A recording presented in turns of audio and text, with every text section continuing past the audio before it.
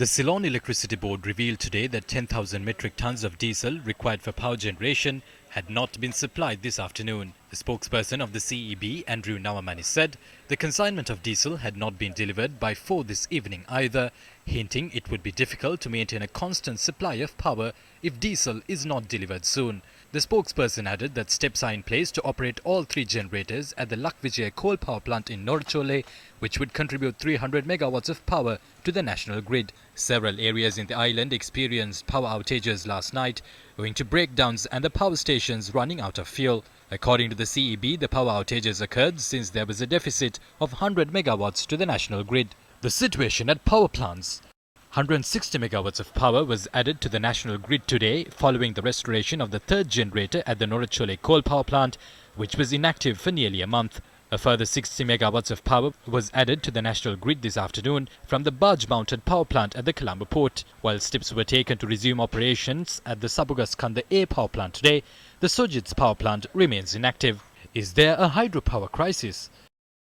According to the Mahabali Authority, operations of hydropower plants have been limited to 25% and will only be used at night. The capacity of the Kotmale Reservoir had reduced to 64%, while the Victoria Reservoir's capacity has reduced to 51%. The water level of the Randhanigala Reservoir has reduced to 85% of its capacity. The water level at the Ranthame Reservoir has dropped to 17%, while the capacity of the Bowathina Reservoir has dropped to 59%. Water levels of the Castle Reg and Mount Skelly reservoirs are currently at 41 and 52% respectively. Water levels have reduced to such an extent that ruins of settlements have begun surfacing in the Castle Reg and Mount Skelly reservoirs. The water level of the Samnalawawa reservoir has dropped by 35%. Due to the large discharge of water from the upper reservoirs for power generation, that water has accumulated at the last reservoirs along rivers. Due to this, the power generation capacity of power plants located above the Mahabali, Samanala and Laksapana hydropower systems could run out soon. Allegations of financial misappropriation continue. The general public continues to bear the brunt of the power crisis at a time when 158 million rupees has been spent to cover the construction of the 4th phase of the Norachole power plant.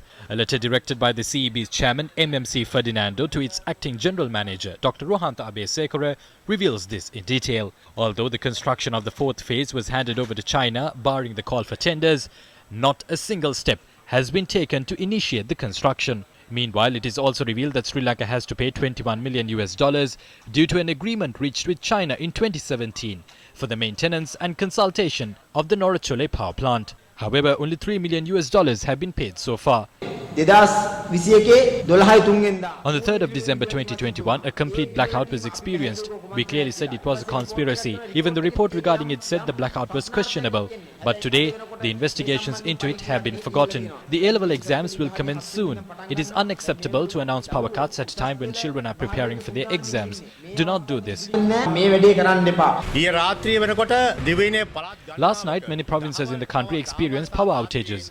By today, the CEB is largely unpopular among the masses. The CEB is running through a reload system at present.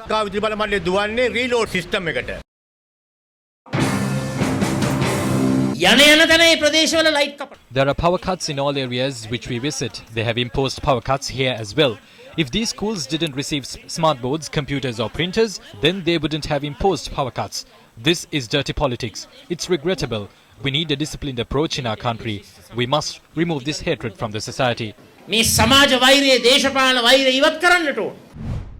Sri Lanka received a $500 million line of credit from India to purchase fuel today. The agreement was signed between the Exim Bank of India and Sri Lanka's Treasury. Finance Minister Basil Rajapaksa and India's High Commissioner to Sri Lanka, Gopal Bagle, were present. The Indian High Commission said this critical support comes after a recent meeting between the Indian External Affairs Minister S. Jaishankar and Finance Minister Basil Rajapaksa.